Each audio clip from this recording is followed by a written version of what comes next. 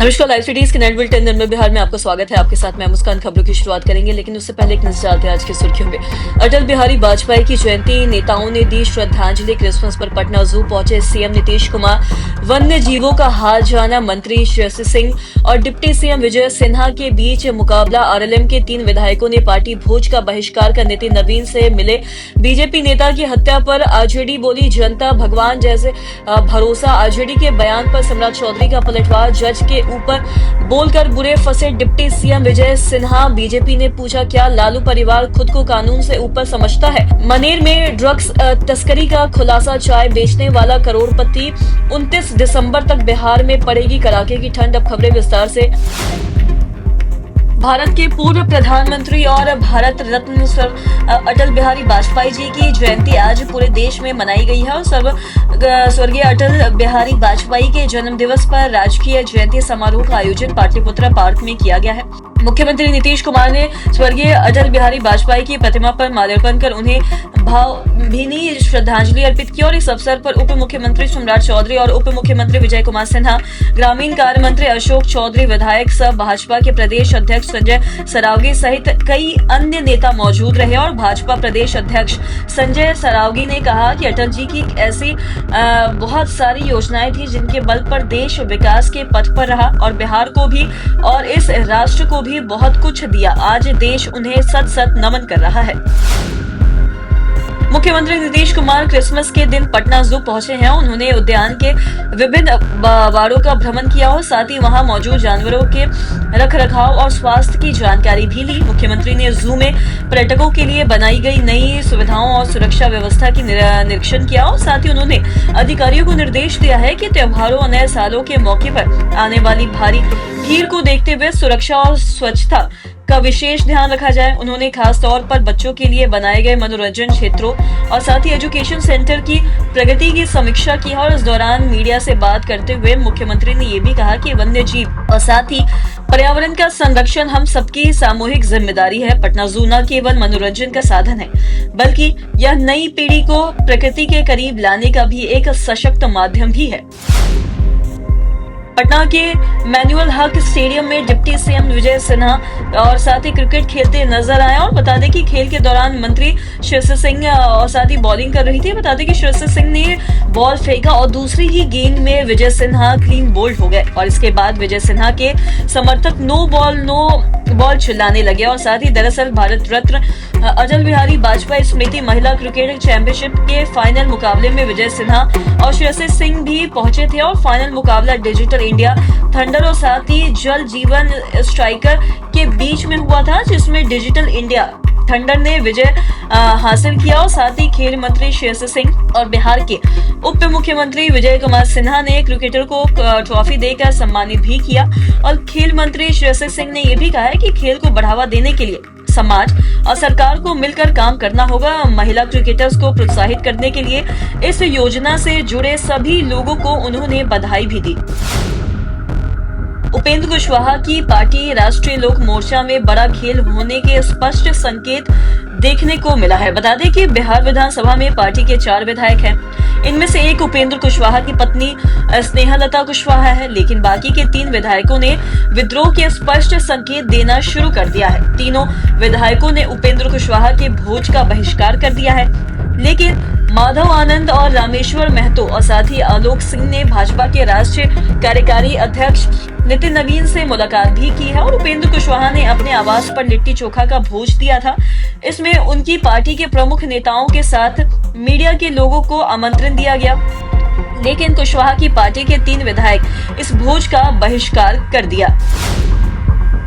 समस्तीपुर में बीजेपी नेता रूपक सहनी की हत्या को लेकर सत्ता पक्ष और विपक्ष के बीच जुबानी जंग तेज हो गई है और आरजेडी ने आरोप लगाया है कि बिहार में कानून व्यवस्था पूरी तरह से चौपाट हो चुका है और आज आम जनता भगवान भरोसे जीने को मजबूर है। आरजेडी ने डिप्टी सीएम सह गृह मंत्री सम्राट चौधरी के उस दावे पर भी तंज कसा है जिसमें उन्होंने अपराधियों के खिलाफ अभियान चलाकर कचरा साफ करने की बात भी कही थी।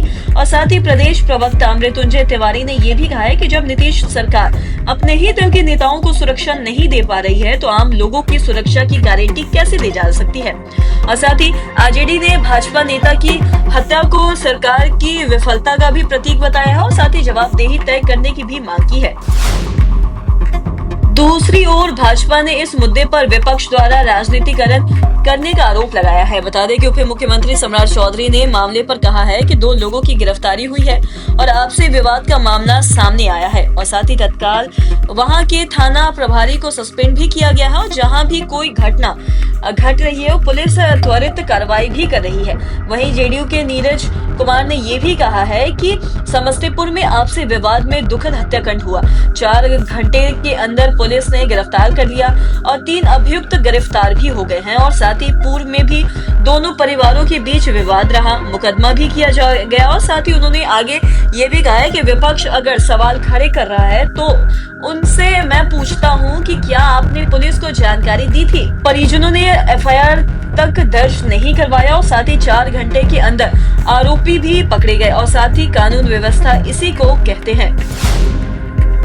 उप मुख्यमंत्री विजय कुमार सिन्हा जज पर टिप्पणी करके फंस गए हैं। बता दें कि बिहार न्यायिक सेवा संघ की ओर से उप मुख्यमंत्री की शिकायत राज्यपाल के पास पहुंचा है और उन्होंने एक जज की निष्पक्षता पर सवाल उठाए हैं। इस पर बिहार न्यायिक सेवा संघ ने नाराजगी जताई है और संघ ने राज्यपाल और मुख्यमंत्री को पत्र लिखकर उप मुख्यमंत्री से माफी की मांग की है और राज्यपाल के साथ साथ संघ की ओर से मुख्यमंत्री नीतीश कुमार से भी उप मुख्यमंत्री विजय सिन्हा की शिकायत से भी की गई। और बता दें कि सीएम को लिखे पत्र में बिहार न्यायिक सेवा संघ के सचिव अजीत कुमार सिंह ने एक वायरल वीडियो क्लिप का हवाला किया है और जिसमें विजय कुमार सिन्हा कथित तौर पर एक न्यायिक अधिकारी की सत्यनिष्ठा और साथ ही निष्पक्षता पर सवाल उठाते हैं। बीजेपी के प्रवक्ता नीरज कुमार ने लालू राबड़ी पर बड़ा हमला बोला है और साथ ही ये भी कहा है कि राबड़ी देवी को सरकारी बंगला खाली करने का नोटिस मिले 1 महीना हो गया है, फिर भी वो क्यों नहीं मान रहे हैं। क्या लालू परिवार खुद को कानून से ऊपर समझते हैं? क्या जनता की संपत्ति पर कब्जा जमाए रखना चाहते हैं लालू परिवार? और साथ ही जब बिहार की एनडीए सरकार ने वैकल्पिक आवास भी दे दिया तो राबड़ी देवी की जिद क्या दर्शाता है कि जनता के टैक्स के पैसे पर ऐश करने की आदत डाल चुका है लालू परिवार।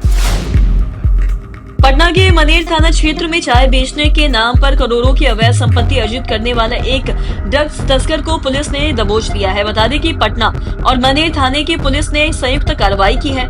पुलिस ने उसके परिवार के 6 अन्य सदस्यों को भी हिरासत में लिया है और साथ ही साथ एसएसपी कार्तिकेय एस शर्मा ने यह भी बताया है कि चाय की दुकान के नाम पर मनेर में ड्रग्स की तस्करी की जा रही है और साथ ही पुलिस ने जब चाय दुकानदार के घर में छापेमारी की तब वहां से भारी मात्रा में ड्रग्स बरामद किया गया और घर की तलाशी भी ली गई। तब वहां से स्मैक्स, चरस, हथियार, लाखों कैश और साथ ही साथ सोने चांदी बरामद भी किए गए। और उन्होंने ये भी बताया है कि चाय की आड़ में काफी समय से ड्रग्स तस्करियों का धंधा किया जा रहा है और साथ ही साथ ड्रग्स सप्लाई का नेटवर्क नेपाल तक फैला हुआ है। बिहार में इस समय कड़ाके की ठंड और भी ज्यादा घने कोहरे की चपेट में है। बता दें कि इस विभाग ने शीतलहर और साथ ही साथ घने कोहरे को लेकर ऑरेंज अलर्ट जारी कर दिया है और राज्य को 29 दिसंबर तक ठंड से राहत मिलने की संभावना भी नहीं है। बता दें कि पहाड़ी इलाकों में लगातार हो रही बर्फबारी, सक्रिय पश्चिमी विक्षोभ का भी सीधा असर बिहार के मैदानी जिलों में देखा जा रहा है और साथ ही साथ बर्फीली पछुआ हवाओं के कारण ठंड में भी काफी ज्यादा बढ़ोतरी देखी गई है। और साथ ही साथ हालात की गंभीरता को देखते हुए मौसम विभाग ने पूरे राज्य के लिए शीतलहर और साथ ही साथ घने कोहरे का ऑरेंज अलर्ट जारी कर दिया है, जो कम से कम अगले 4 से 5 दिनों तक प्रभावी रहेगा। और साथ ही साथ मौसम विभाग के अनुसार 29 दिसंबर तक राज्य के कई हिस्सों में भीषण शीतलहर का दौर जारी रहने की भी संभावना है। और साथ ही साथ विशेषज्ञों का मानना है कि 30 दिसंबर के बाद ही मौसम में हल्का सा सुधार संभव है। तो आज के इस वीडियो में इतना ही। अगर आपने हमारे चैनल को सब्सक्राइब नहीं किया तो तुरंत कर ले, साथ ही हमारे फेसबुक पेज को लाइक करें। वीडियो देखने के लिए आपका धन्यवाद।